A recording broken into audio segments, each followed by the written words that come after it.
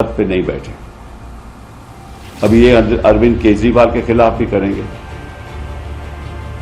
आपको मुझे मालूम है कि इनका मकसद ये है कि डबल इंजन सरकार होनी चाहिए, कोई विपक्ष की सरकार होनी ही नहीं चाहिए।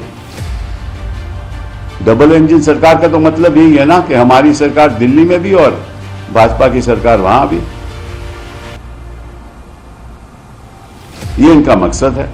अब होगा क्या, जब हेमंत जी वहां गिरफ्तारी में होंगे तो 10 केस और इन पे ऊपर थोप दिए जाएंगे। सुप्रीम कोर्ट हमें बताया कि किन मामलों में हम यहां आ सकते हैं, किन मामलों में नहीं आ सकते। रिमांड हो गया तो मैं आपको बताता हूं क्या होने वाला है। इसको कोई ताज्जुब की बात नहीं, हमें तो पहले ही मालूम था।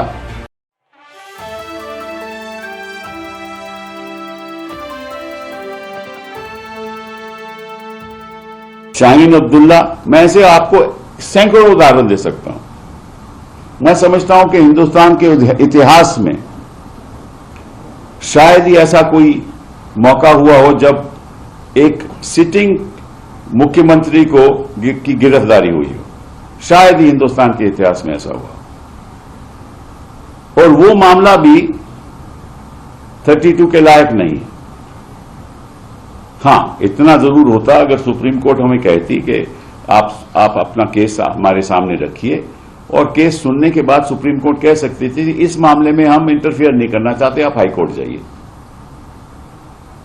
लेकिन यह कहना कि आप हाई कोर्ट पहले जाइए, कोई सुनवाई ना हो, या तो सुप्रीम कोर्ट हमें बताए कि किन मामलों में हम यहां आ सकते हैं, किन मामलों में नहीं आ सकते।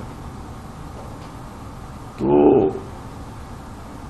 अब होगा क्या, उनकी गिरफ्तारी हो गई, रिमांड हो गया, तो मैं आपको बताता हूं क्या होने वाला है। इसको कोई ताज्जुब की बात नहीं, हमें तो पहले ही मालूम था कि ये देखिए, ये सरकार चाहती है कि कोई भी विपक्ष का मुख्यमंत्री अपने पद पे नहीं बैठे। अभी ये अरविंद केजरीवाल के खिलाफ भी करेंगे। आपको मुझे मालूम है कि इनका मकसद ये है कि डबल इंजन सरकार होनी चाहिए, कोई विपक्ष की सरकार होनी ही नहीं चाहिए। डबल इंजन सरकार का तो मतलब यही है ना कि हमारी सरकार दिल्ली में भी और भाजपा की सरकार वहां भी। ये इनका मकसद है। अब होगा क्या, जब हेमंत जी वहां गिरफ्तारी में होंगे तो 10 केस और इन पे ऊपर थोप दिए जाएंगे, और सब बनावटी केस हैं। ये भी बनावटी केस है। 10 थोप दिए जाएंगे और वो निकलेंगे नहीं, ताकि जब 2024 का इलेक्शन हो तो फायदा भाजपा को। और एक आदिवासी, जिसको मैं समझता हूं कि हिंदुस्तान के इतिहास में शायद ही किसी आदिवासी को ऐसा पद मिला हो, उस आदिवासी को आपने गिरफ्तार कर दिया एक फर्जी मामले में। कोई एविडेंस है नहीं, कोई नाम है नहीं, और क्या आरोप क्या है कि 8.5 एकड़ का कोई जमीन है। 2009 में उन्होंने ये जमीन हड़प कर ली।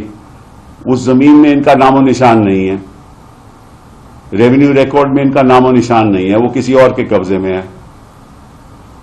और बुनियादी जमीन है, वो ट्राइबल लैंड है, जो किसी को ट्रांसफर हो ही नहीं सकता। और जो ओरिजिनल ओनर हैं उनको वापस आज के दिन उनके पास लैंड है।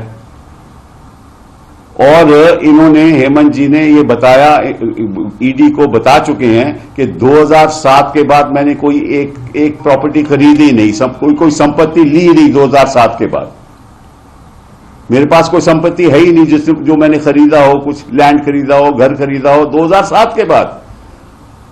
2009 का मामला है और 2024 में गिरफ्तारी हो रही है। और अगर ये बात भी अगर सुप्रीम कोर्ट नहीं सुनेगा तो हम कहां जाएंगे? हाई कोर्ट में क्या सुनवाई होगी? पहले जवाब आएगा, फिर डेट लगेगी, 15 दिन 20 दिन बीत जाएंगे, फिर बहस होगी, फिर जजमेंट होगी। इस बीच तो 10 केस और हो जाएंगे। क्या हो रहा है हिंदुस्तान में? किस किस्म की राजनीति हो रही है? आप ये तो नहीं ऐलान कर देते कि सब चीफ मिनिस्टर को हम हटाएंगे और सरकार अपनी बनाएंगे। कानून का तो कोई यह मतलब ही है नहीं। और सुप्रीम कोर्ट भी हमें बताए कि कब आप हमें पहले ही बता दीजिए कि आप करना चाहते हो या नहीं करना चाहते। 3 जज बिठाने का फायदा ही क्या है? अगर आपने सोचा कि इतना अहम मामला है कि एक चीफ मिनिस्टर की गिरफ्तारी हो रही है और 3 जज बैठ रहे हैं, तो फिर या तो नॉर्मल कोर्स में सुप्रीम कोर्ट में जाता, और अगर 3 जज बैठाए तो हमारी थोड़ी सुनवाई तो कर लेते। उसके बाद आप जो मर्जी, जो मैं आपको बता रहा हूं, अगर हम सुप्रीम कोर्ट के जजेस को बताते और ये बात हम रख पाते तो शायद